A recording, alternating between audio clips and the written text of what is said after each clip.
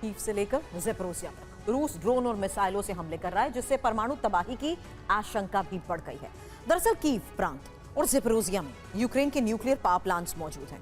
यहाँ फिलहाल बिजली उत्पादन बंद है, लेकिन डर है कि ये बंद पड़े प्लांट यूक्रेन और यूरोप में न्यूक्लियर तबाही की वजह बन सकते हैं।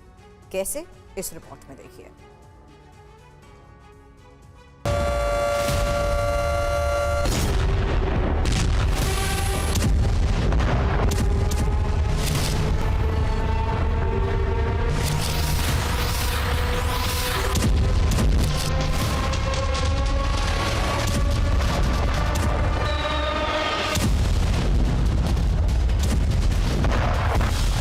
ज़ेपोरिज़िया में मौजूद यूरोप का सबसे बड़ा न्यूक्लियर प्लांट जंग के बाद से ठप पड़ा है, तो चेर्नोबिल न्यूक्लियर प्लांट में बीते 25 सालों से बिजली उत्पादन बंद। लेकिन ये दोनों ही प्लांट यूक्रेन ही नहीं बल्कि यूरोप के अधिकांश हिस्से के लिए बड़ा खतरा बन चुके हैं। डर है यहां से रेडिएशन लीक का।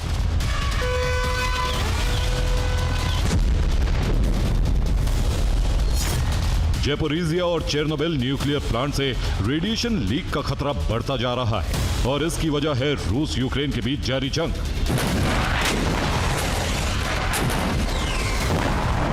डर है कि यूक्रेन में बरसते बारूद के बीच इन दोनों न्यूक्लियर प्लांट से रेडिएशन लीक हो सकता है, जो यूरोप के एक बड़े हिस्से को तबाह कर सकता है। इस बात का दावा किसी और ने नहीं बल्कि खुद IAEA ने किया है।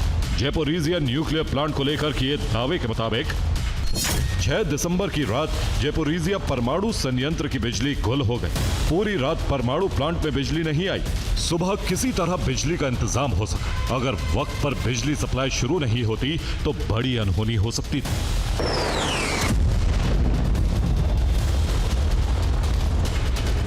दरअसल ज़ेपोरिज़िया में रूस यूक्रेन के बीच भीषण जंग जारी। दावा है कि इसी दौरान ज़ेपोरिज़िया प्लांट के इलेक्ट्रिसिटी ग्रिड को नुकसान पहुंचा था, जिसकी वजह से बिजली की सप्लाई कट गई। ZNPP में फिलहाल बिजली का उत्पादन नहीं होता, लेकिन रिएक्टर को ठंडा रखने के लिए बिजली की जरूरत होती है। दरअसल परमाणु रिएक्टर बंद होने के बाद भी इसमें गर्मी पैदा होती है, जिसे ठंडा रखने के लिए पानी की जरूरत होती है। पंप के जरिए पानी को रिएक्टर तक पहुंचाया जाता है। बिजली जाने पर पंप बंद हो जाते हैं, जिससे कुछ घंटों बाद ही पानी भाप बनकर उड़ जाता है, जिससे रिएक्टर में लगी फ्यूल रॉड पिघल सकती है। इससे विस्फोट और रेडिएशन लीक होने का खतरा होता है।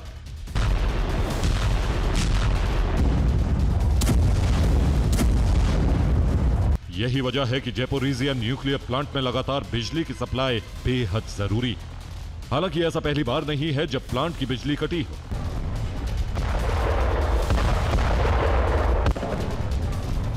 ऐसा कई बार पहले भी हो चुका है, लेकिन कोई अनहोनी होने से पहले बिजली दोबारा शुरू हो जाती है। लेकिन IAEA को डर है कि इससे प्लांट के रिएक्टर को बड़ा नुकसान हो सकता है। इधर साल 2000 में बंद हो चुका चेर्नोबिल प्लांट भी यूक्रेन के लिए बड़ी मुसीबत बना हुआ है, जिसकी वजह उसके डोम को नुकसान पहुंचना है। चेर्नोबिल प्लांट के क्षतिग्रस्त रिएक्टर पर डोम बना है, जिसे NSC यानी न्यू सेफ कन्फाइनमेंट कहा जाता है। इसे एक अंदरूनी संरचना के ऊपर बनाया गया, जिसके नीचे साल 1986 में नष्ट हुए रिएक्टर 4 का कचरा मौजूद। इस अंदरूनी ढांचे को साल 1986 में बनाया गया था। इसे कंक्रीट और स्टील के जरिए बनाया गया। इसका निर्माण रेडिएशन रोकने के लिए किया गया था। इसके बाद साल 2019 में इसी पुराने निर्माण के ऊपर नया डोम बनाया गया। इस डोम को पूरी तरह से स्टील से बनाया गया। फरवरी 2025 में इसी डोम से रूसी ड्रोन टकराया था। ड्रोन से डोम को नुकसान होने का दावा किया गया था, जिससे यहां रेडिएशन फैलने का खतरा बढ़ गया है। हालांकि फिलहाल रेडिएशन का स्तर नहीं बढ़ा है, लेकिन IAEA के मुताबिक इसे जल्द से जल्द रिपेयर करना जरूरी है।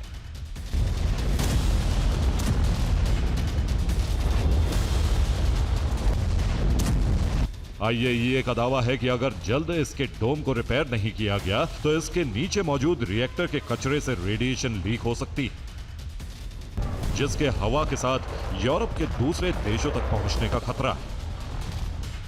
Bureau report, TV9 Bharatvarsh.